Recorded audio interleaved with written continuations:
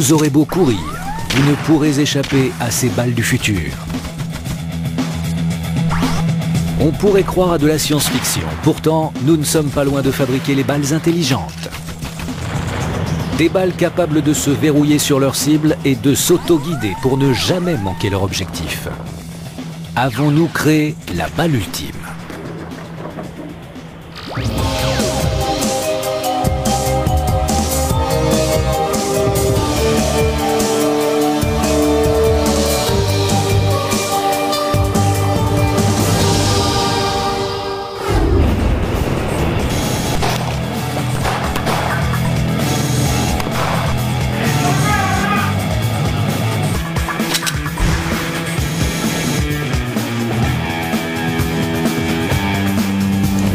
Il existe des balles de toutes formes et de toutes tailles faites pour blesser ou tuer.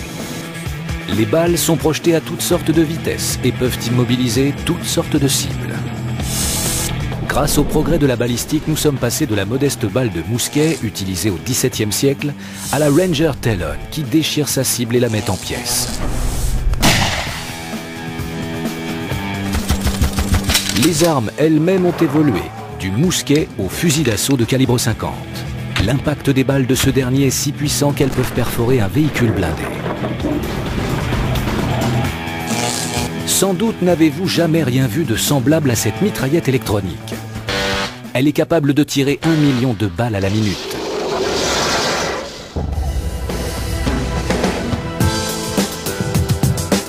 Au fil des générations, les balles ont modifié le cours de l'histoire.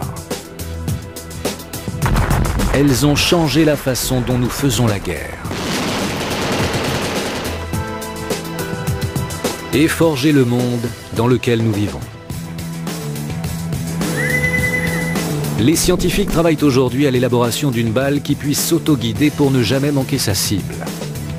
Pour l'instant, il ne s'agit encore que d'une ambition futuriste, mais nous n'en sommes plus si loin.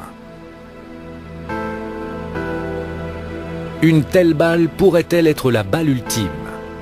Telle est la question que nous devons nous poser.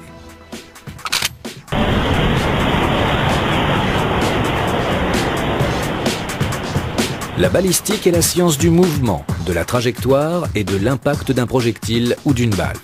Pour étudier la trajectoire d'une balle, il est nécessaire de la visionner au ralenti. Une caméra à ralenti spécialisée saisit ces images incroyables de balles projetées à la vitesse du son. Voici ce que donne un coup de feu ralenti 800 fois. Une balle qui sort d'un canon avance si vite qu'elle comprime l'air devant elle et le repousse sur les côtés, créant ainsi une onde de choc circulaire. La balle suit à présent sa trajectoire.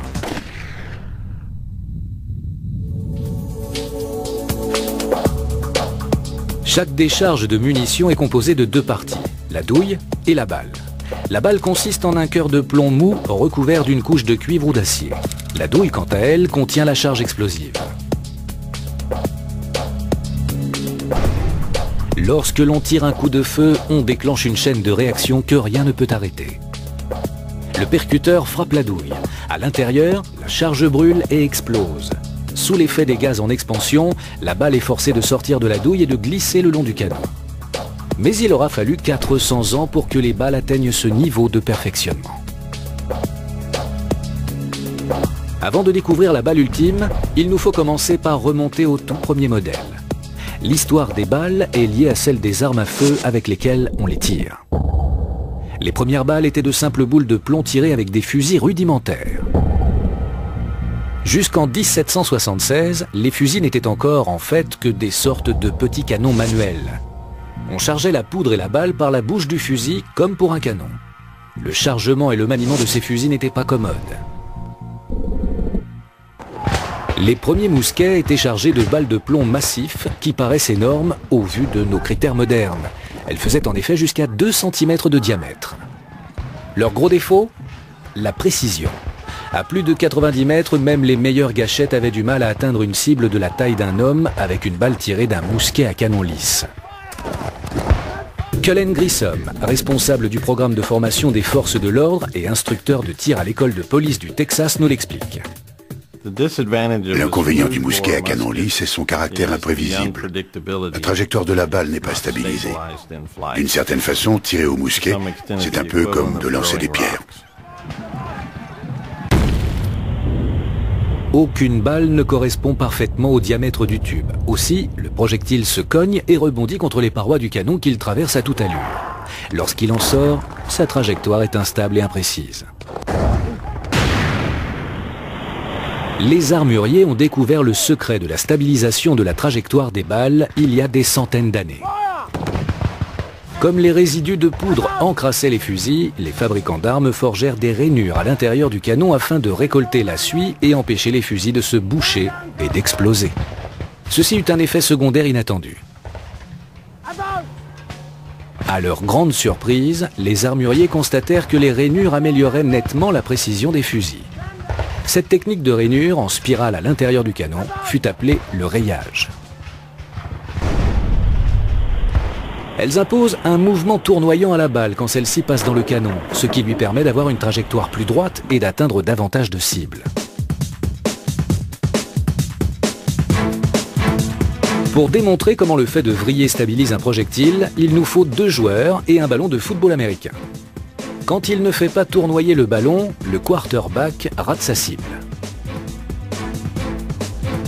Mais s'il utilise les lacets pour le faire tournoyer, le ballon atteint son destinataire avec précision.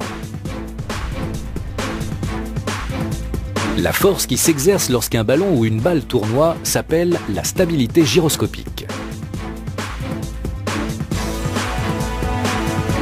Pensez à une toupie d'enfant. L'effet gyroscopique l'oblige à se stabiliser tandis qu'elle tourne sur son axe. Le même phénomène s'applique à une balle de fusil. Plus elle tourne vite, plus elle se stabilise. Car une balle qui vrille résiste mieux aux forces qui tentent de la faire dévier de sa trajectoire.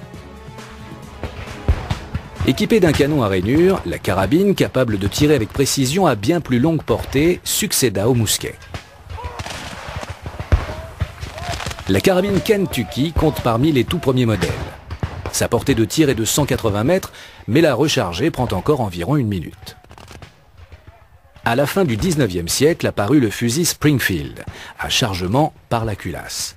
Sa cadence de tir est 2 fois plus élevée et il est suffisamment précis pour envoyer 6 balles dans une cible de 60 cm² située à 90 mètres de distance.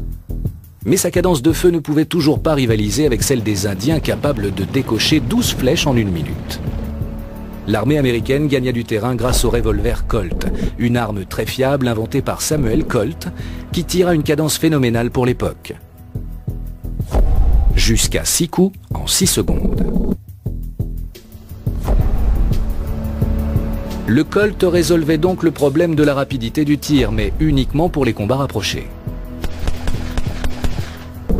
La combinaison du Colt et de la carabine à répétition Winchester, introduite peu à peu à la fin du 19e siècle, finit par donner l'avantage à l'armée américaine. La carabine Winchester a une précision de tir de 180 mètres et peut tirer 9 balles de suite sans être rechargée. Le Colt et la Winchester eurent un tel impact qu'on les surnomma les armes qui conquirent l'Ouest. Si les armes se développaient très rapidement, la technologie des balles évoluait elle aussi.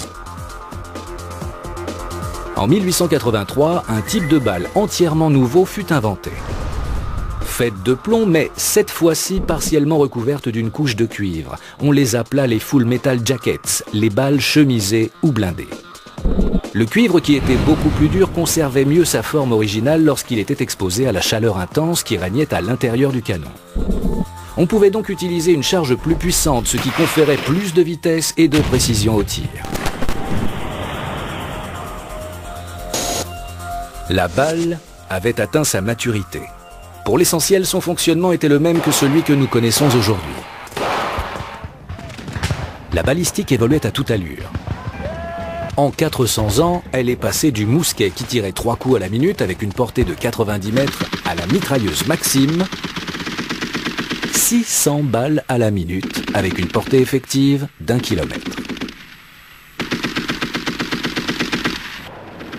Au XXe siècle, cette technologie a fait ses preuves dans les conflits les plus meurtriers de notre temps. Mais la cadence de tir ne représente qu'un aspect de son histoire.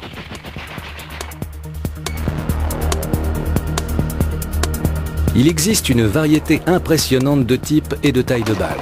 Lorsque l'on se retrouve face à face avec un ennemi dangereux, l'essentiel est de s'assurer qu'il ne peut pas riposter. Le choix des munitions pourrait bien s'avérer décisif pour votre survie. Quelle est donc la meilleure balle pour arrêter net une cible ?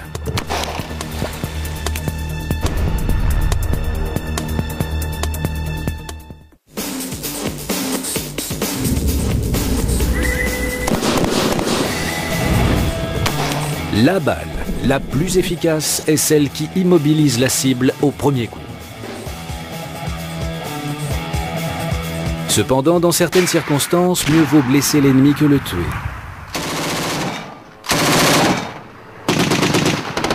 C'est l'opinion que soutient le docteur Martin Fackler, expert en balistique des blessures.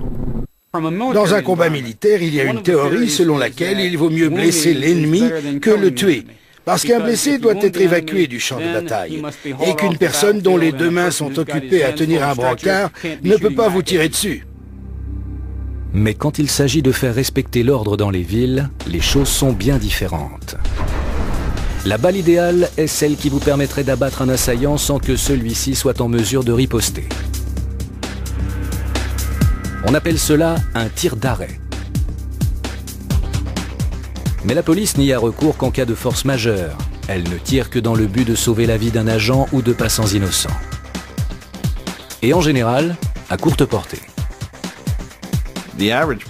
Aux États-Unis, la police tire à une distance moyenne de 3 mètres. À cette distance, blesser un malfaiteur ne suffit pas. Il faut le mettre immédiatement hors d'état de nuire. Les policiers sont souvent amenés à pénétrer dans une pièce où des individus armés leur font face à 3 ou 4 mètres de distance et leur tirent dessus. Le plus efficace serait alors, si c'est possible, de leur tirer une balle dans la tête. C'est en effet ce qui vous donne le plus de chances de neutraliser l'ennemi. Mais dans le vif d'un combat rapproché, une tête qui bouge peut s'avérer difficile à atteindre.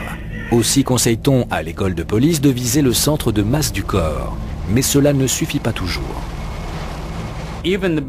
Même le meilleur des tirs, qui va droit dans le centre de masse et traverse le cœur, n'est pas sûr à 100% d'arrêter l'adversaire immédiatement. Une personne dont le cœur est transpercé par une balle peut très bien continuer à tirer pendant encore 20 secondes. En effet, le cerveau d'une personne grièvement blessée au cœur continue de fonctionner tant qu'il n'est pas privé d'oxygène. Quelle est donc la balle la plus appropriée pour un tir d'arrêt ? En fait, cela dépend du type d'arme utilisée. Le revolver est l'arme de prédilection des forces de police. Il existe différentes tailles d'armes et de balles définies en fonction du calibre, c'est-à-dire du diamètre de la balle.